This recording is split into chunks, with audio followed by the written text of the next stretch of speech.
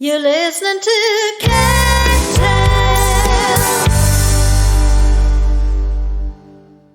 Hi, and welcome to another edition of Cat Tales. This tale is about one of the best rock blues guitarists of his generation. It starts with a boyhood dream and ends with him playing alongside some of the rock greats of the last 40 years. Co-founder of Whitesnake, he counts many of the band's hits amongst his songwriting repertoire and co-wrote one of the most successful rock ballads of all time, the multi-million chart topper Here I Go Again. With an amazing solo career, collaborations with the cream of the industry and a successful autobiography, he has been described as a musical treasure and a legend. This is the one with Bernie Marsden. Welcome to the show, Bernie. How are you? Seem to have a lot of time on my hands. It's a funny old world at the moment, you have to say. Gives me a chance to talk to people like you, so that's okay. Yes, it's not all bad, is it? Well, at least from my perspective. Nah. All right, yeah. The last time I saw you was a pouring of rain, if I remember rightly. Oh, I think it was. It was a gloomy day, I think, wasn't it? Yeah. I think we were in the courtyard, wasn't it? Something like that there. Yes, exactly. At least it's a bit better weather at the moment, although we can't go out in it. I know, it's really, really hot. So, good. So you've been busy? I have been busy, actually, and I've been trying to fill my time as well with this lockdown business and trying to catch up with a few people that I've known before and, make the most of it, really, because you've got to, haven't you? What have you been up to? Well, oddly enough, not surprisingly, doing quite a lot of interviews. 10 minutes on the phone and makes people happy, and it's all okay. Yeah, it keeps us all alive, doesn't it? And keeps our brains active, doesn't it? From sort of going a bit spongy during this time. So, right. I've been reading some of your excerpts from your memoirs, actually. That's what I've been doing to fill my time. And It's gripping stuff, I have to say. So, what possessed you to be so frank and honest in the first place and actually put it all on paper? Well, it started off about 10 years ago when I've got two girls, and they were both, maybe more than 10 years ago, because I just wanted them to write something down because, we're running around the world all the time and stuff. You say, well, do they actually know what I do, kind of thing, So I started to write down some stuff, as not so much a journal, just of, how I started off and stuff like that. And then I got into it a bit, and I started to write other stuff. I realised that my memory was much better than I expected it to be, and also with the aid of the internet, of course, which probably was very important. Checking stuff at first. Well, when was that? Well, that must have been 1975. And of course, you can say, why didn't you check? So I did, and it all started to come together. I then did about probably 120 pages or something. And I sent it to a friend of mine who was a proper writer. He's written stuff on Gary Moore and Eric Clapton and Jack Bruce and stuff. And he's a good pal of mine. And I sent it to him to say, is this worth persevering with? And expect him to say, just keep playing the guitar, son. Keep playing the guitar, kind of, Yeah. And thought I wouldn't hear back from him for at least a month. And he called me back in a day or so and said, I've read it, he said, and this could be really good. And he said, and he helped me out a lot because he said, stop worrying about punctuation. He said, people do that for you when you publish it, stuff like that. And because I was a bit naive, really, well, more than a bit. And I'm sure you're not. So then we crowdfunded the first version of it. And that was going to be a crowdfund for, I think, for 3 months. And the figure that we put in was reached within a week. Wow! And we realised that there was a lot of interest or demand for such a thing. So that went really well. And then a year and a half ago, HarperCollins came in, the big bad publishers, and they offered me, an update, an upgrade, and to become one of their writers. So that's why the new version is out now and doing very, very well. It came out in November, actually. Wow, that's brilliant. I mean, why did you actually go ahead and do the second version? Is it very much different from the first? Obviously, you've got a professional. Not really. It's more professional because it's been looked at by people who do it for a living rather than, But there's a certain freshness in the original version which is nice, and but it is better. There are typos and stuff, and the usual things. The photographs are different and the covers are different. Slightly changed the title, but.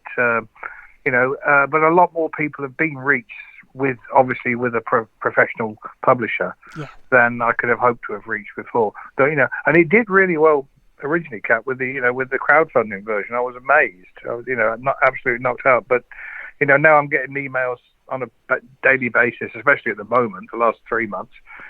From literally all over the world. I'm sitting on a beach reading your book. I'm sitting in an igloo reading your book. And one guy is on an Antarctic expedition. He got one for Christmas. Terrific.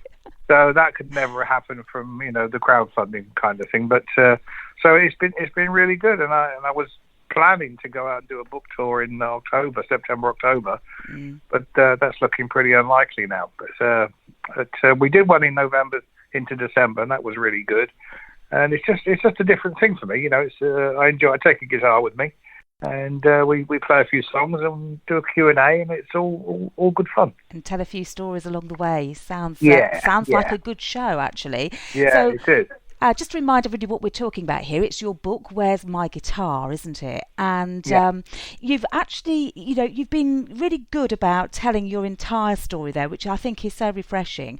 Was it difficult for you to decide, what goes in and what goes out? How honest do I be? And, did that sort of worry you about upsetting a few people? Not really, because I've the career I've had, I find it's very hard work to be negative about somebody. And it takes more energy to be nasty than just to be nice. Yes. And I thought the best thing I could do, and there are nobody's perfect, and there are a few people in my career who I thought the best thing I can do is not even mention them. Yeah. Because that will annoy them even more. Kind of thing. Yes, that's true. And so that's what's happened. So there are some gaps, and a couple of people have picked up on it, and I just say, well, I've got nothing to say, but I wanted also to tell the story, as it happened, really, in a chronological way, because everybody's, especially for my generation, once we've seen the Beatles and stuff, and whatever, you had your heroes and you wanted to say that I'd like to do that. Well, these days you can say at school, I want to be a rock star, and you can say, well, there's a course for that.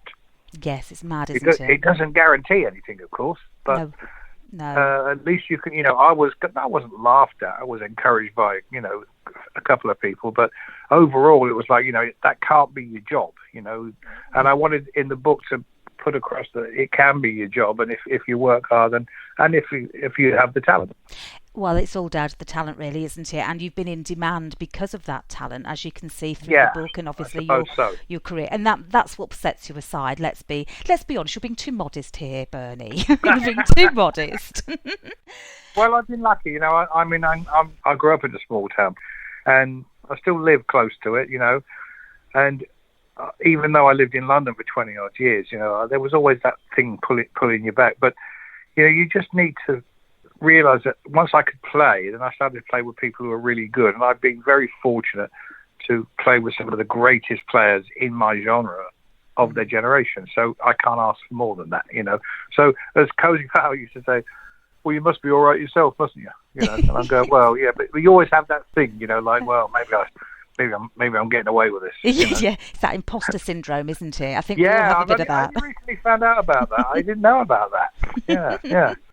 It takes a lot of guts to go up on stage like you do, though. So you've got to almost go, well, do you know what? I either think I'm brilliant or I'm just going to pretend I'm brilliant. One of the two. That's to do with if I walk out on a stage without a guitar, you see a different person. It's that thing like once you walk, it's like, ladies and gentlemen, 1 minute to 9. Will you welcome? Yeah. And I'm as nervous as anybody at that 1 minute before. So not so much nervous, but the adrenaline is building. But the moment you walk on that stage and see people smiling and ready to have a good time, then you're doing your job. Yes. Yeah. And if your job is enjoyable, like anything in life, you're going to look forward to going to work. Well, this is it, isn't it? And I think people forget actually it is a job. And whilst it's a job, I think you've got to remember, though, that people in your position have been almost lucky enough to make a living out of something they love doing. And that's such a privileged position, isn't it? I'm still lucky enough to have my dad. He's 94, and he'll come over to the house, whatever, and I'll be trying to change a light bulb or something. And he would just look at me as if I'm 15 and say, "It's a bloody good job you can play that guitar." Yes. Where did it all go right? I'm not very handy. I was trying to do some relative handiwork yesterday. As I say, my two girls are working from home, and they both had the giggle because they said watching me try to do handyman stuff is just hysterical. They were absolutely in floods. So don't give up the day job, Dad. They just said it doesn't look right. I said, no, I'm not very good either. Yeah, that's terrific, isn't it? Well, we've all got skills in different areas. That's all we can say, Exactly. Bernie. Yeah, that's right. That's right. So looking back a little bit, so your it's very difficult to actually look at your highlights in your career without mentioning obviously Whitesnake. I mean, that's the obvious place where it all sort of like happened, wasn't it? Do you sometimes feel that overshadows your whole career and where you are now? No, I don't. I mean, I think overshadow is the wrong word, because what it is, it creates the reason I can talk to you now in 2020. I played with some very, very good players before that. I mean, John Lord, Ian Pace, before Whitesnake. Yeah. And that was the musical ladder. Working with these people and realizing that, this guy I first turned pro with when I was with UFO, for instance, he's a really good drummer, and he was better than the guys I played with before I turned pro. Yes. And I thought the standard was going to be the same all the way through. Then I realized how much better Cozy Powell was than him. Yes.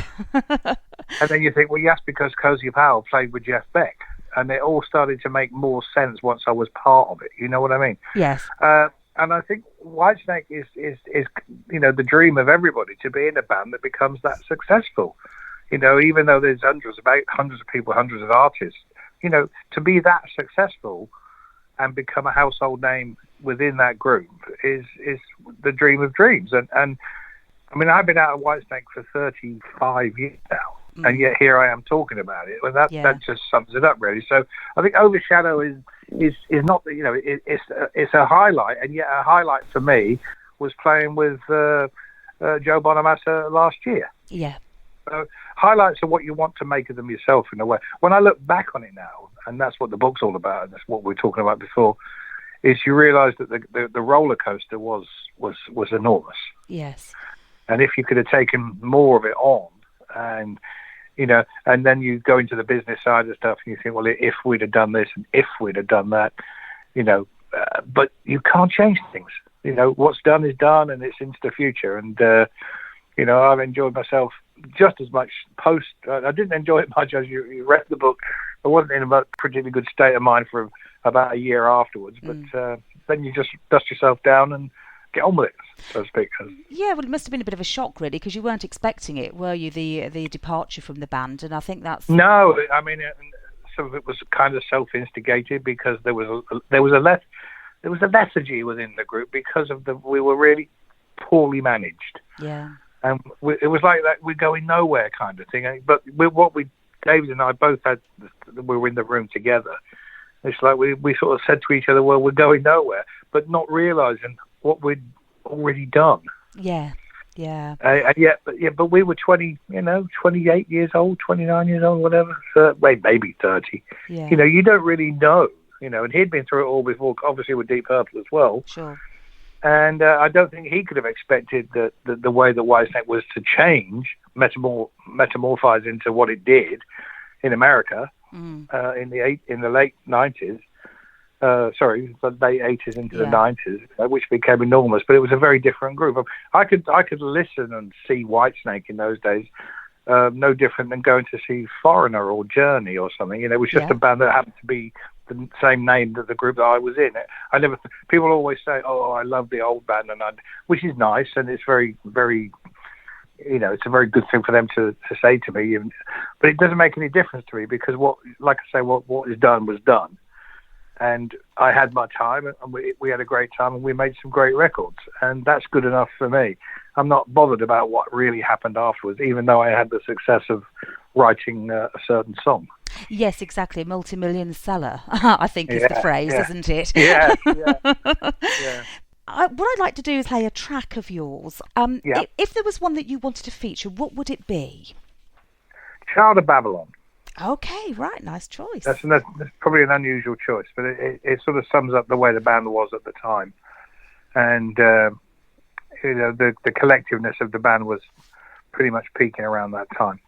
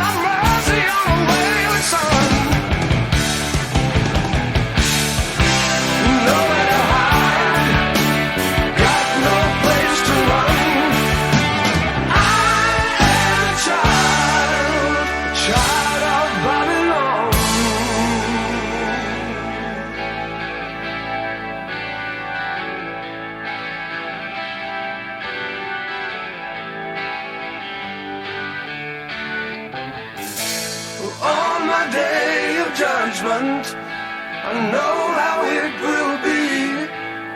I'm prepared to meet my maker with no hope for charity. I'll stand alone and pay the price for everything I've done. 'Cause there ain't a guardian angel for a child.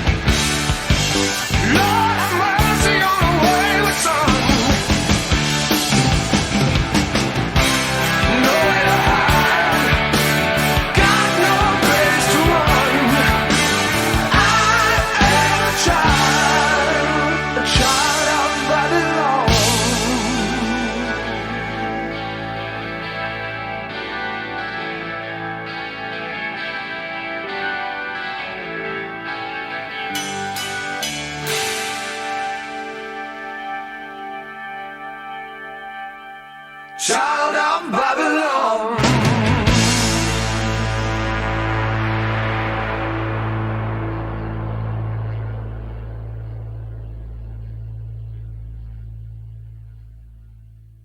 Hi, this is Bernie Marsden, and you are listening to Cats tales and joy. Lovely. And so you're very proud of that moment, I take it. I'm very proud of the Whitesnake stuff. You know, it's some. Recently, I started to listen to a few bits and pieces that I hadn't heard in a while. I did a thing on YouTube at the moment, not YouTube. What do you call it? Instagram. I did Trouble, one of the first songs we wrote together, and you realise that that was a much better song than I thought it was. And then you go, oh, and so is this one, and so is that one. So it comes back to the imposters syndrome again, doesn't it? It does. But of course, the bit about songwriting, of course, is that it is very much of that moment, isn't it? And at least you've had the opportunity to continue that skill and that gift, I guess, since then, haven't you? Well, I mean, I'm awaiting now Joe Bonamassa's next record, because him and I worked together last year and in January this year, and we've written as Joe said to me, we've written most of the album. So, and I've heard 2 or 3 tracks, and it's pretty amazing. And he wanted to have an influence, somebody different, but then whether he wanted to change his style.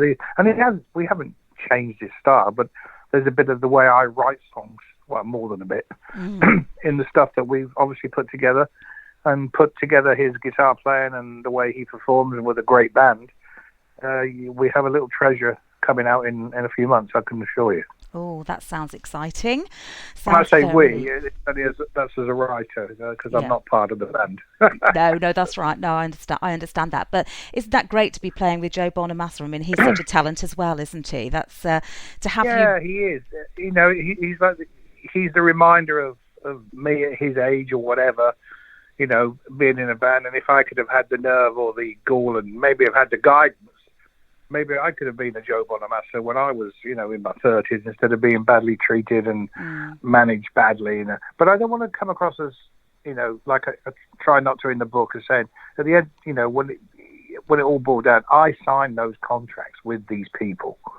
And that's so, at the end of it, it's down to me. So I could have done, maybe I let myself wallow a little bit too much after the end of Whitesnake, and until I decided I would get out there and do it again. But what Joe's doing is everything that I would have liked to have done anyway. So working with him on a day-to-day basis is fantastic, especially somebody of my advancing years. You may say that, Bernie, but I couldn't possibly comment. Well, unfortunately, it's true whatever way you look at it, because he was 10 years younger than when I first met him, and he's 10 years older. That means I must be as well. Yes. Yeah, time waits for no man, does it? Just keeps on That's plodding right. on. So That's right. There's obviously Joe Bonamassa there.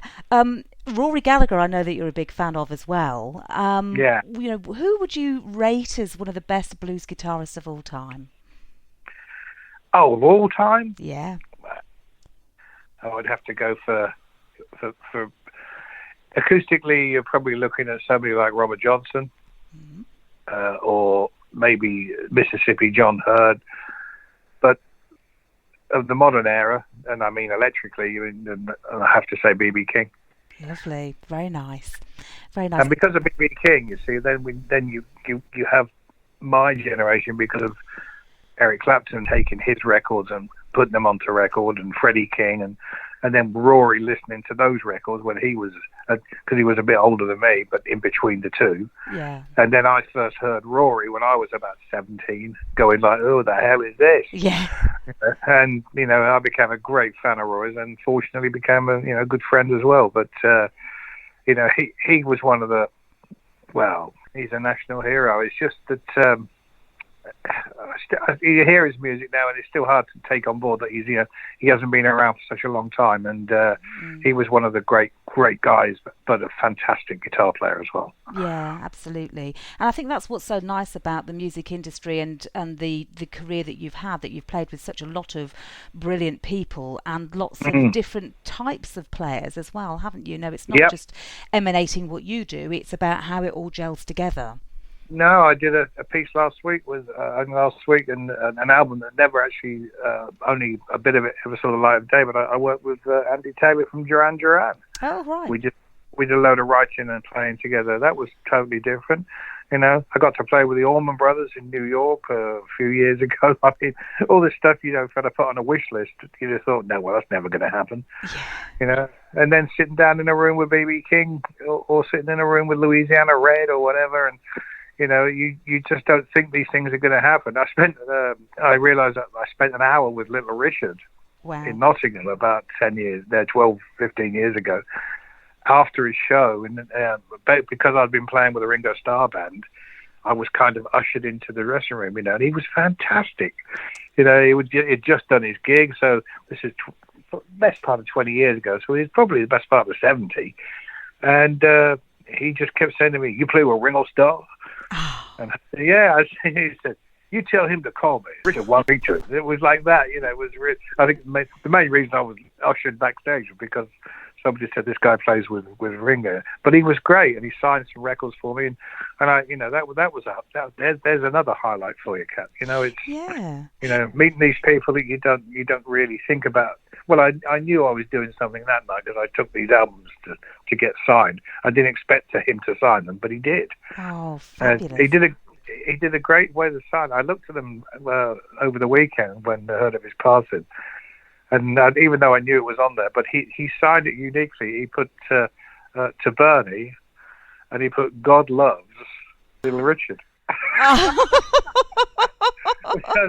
I didn't really think that, and I thought, you know, it just brought a smile to my face when I read it back to myself, you know, after all these years. That's great, isn't it? Yeah, really cool. And he was great. And as I left the room, he said, "I hear you're one hell of a guitar player." I said, "Who told you that?" And he said, "Somebody." Oh, that's wonderful. Yeah, That's just great. wonderful. I don't think that's in the book, so you got something there. Oh, that's lovely. Thank you very much for that. And so he's obviously a massive highlight. I mean, that's such a wonderful story. I mean, if you're looking back over all this, are there any other moments that really stand out for you? Look, Richard was a legend. Meeting Baby for the first time, but that's in the book. So that was, you know, that was. There's a photograph of me, and I literally do look like a kid in a candy store, and I'm just, my eyes are wide open with this man, and he's giggling because you can obviously see it as well, you know, and that was good. I mean, playing with Ringo, you know, that was something else, you know, getting the calls, and then learning the Beatles songs, having done so numerous times over the years, but then you're actually playing with one of them. Yeah. You know, that was a kind of a nice pressure. Yeah. Oh, yeah. I bet it was. Yeah. Right. And I mean, you know, like there's Joe and there's Warren Haynes, who's fantastic, and Steve Lukather has become a real close friend. You know, we get to play together when they come over, or if I visit them or whatever, and it's just such a nice thing to have these guys. You know, they've given me quotes for the book and stuff, and I try to keep up with some of the younger ones as well, the new guys, and you know, there's some really good players out there, but a lot of them would say, "Well, I played because I heard a Whitesnake album when I was 15 and stuff." So, you know, it's like me with B.B. King when I was 15. So, what goes around comes around, which is great. Yeah, and I think that's great, isn't it? Because then you can appreciate how they feel meeting you, and you know, exactly, you know, from your perspective, you're you, and you can't, you know, it's difficult to comprehend, but people will obviously have the same awe when they meet you as well, which is terrific, isn't it? Yeah, and you kind of try to be as nice as you can. Well, I say try, you know, you be as nice as you can, and I'm there because I'm there to see these guys play, and then if they play good, well, I don't care whether they're, you know, 18 or 58 or whatever. If the first time I see them, I say, "Man, well, where have you been?" Yeah, I know. Amazing, isn't it? There's some good talent that's what's out there. good about the festival, because you get to see a lot of people there that, you know, you don't get a chance. That's how I become good friends with Johnny Gallagher. Oh. Because, and you know, and he's, you know, become a good friend of mine, and I didn't know much about Johnny until I'd, you know, been over there for the first or second time, and we become really close. Yeah, which is great. And this is where, you know, lots of people get introduced to new talent and new people, don't they? And it just goes from there, doesn't it?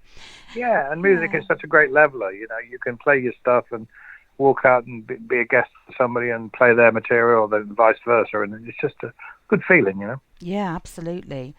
Now, you've been described as a musical treasure and a legend. Now, how would you like to be remembered? Are they the sort of words that you want to be described as, you know, on your epitaph at the end? Or is there something else? How would you like to be remembered? I think something along the lines of when I did the first solo album. I thought this album is dedicated to people who are told to get a real job. Don't. Don't. That's a great bit of advice, isn't it? Yeah. Don't get that proper job. Do this instead. if you have some talent, if it's in your heart, just work hard, and hopefully you'll come through. And it's funny looking back on things, isn't it? You just sort of, you put it out there, and I guess you don't really listen again for quite some time. But you go back and you think, actually, that was damn good. It was better than I thought it was. Absolutely, yeah. There's another epitaph. Actually, that was damn good. Yeah. That's lovely. I love that. You've been an absolute star. All right, you take care. Enjoy your day. Care. All right. Yeah, look after yourself. And you. You've been listening to Cat Tales. To listen again to this and other tales, go to cattales.co.uk.